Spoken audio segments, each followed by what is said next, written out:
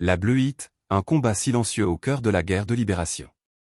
Au plus fort de la guerre d'indépendance, les services spéciaux français ont lancé une opération psychologique d'envergure, connue sous le nom de Bleuite, dans le but de déstabiliser la lutte algérienne de l'intérieur. Cette opération fut conçue et dirigée par le capitaine Paul-Alain Léger, ancien officier de la guerre d'Indochine, spécialiste des techniques d'infiltration et de manipulation psychologique.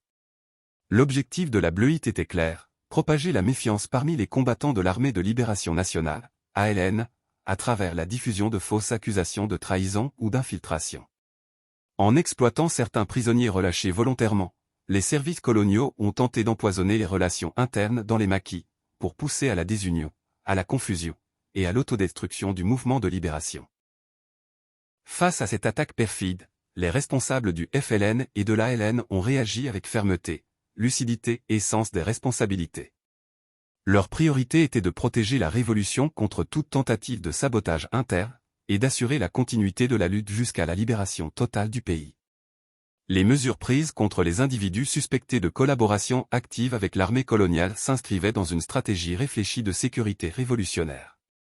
Ces décisions n'étaient ni improvisées ni hasardeuses. Elles relevaient d'un choix stratégique assumé, fondé sur la protection de l'intégrité du combat libérateur. L'opération Bleuite, bien qu'elle ait causé des pertes, n'a pas brisé la résistance, au contraire, elle a renforcé la vigilance et consolidé l'unité des maquis. L'Algérie a poursuivi sa guerre de libération avec détermination, et elle a remporté sa victoire. La mémoire de cette guerre, dans toutes ses dimensions visibles ou cachées, doit être préservée avec lucidité et loyauté, afin de rappeler le prix de l'indépendance et la force de ceux qui l'ont rendue possible.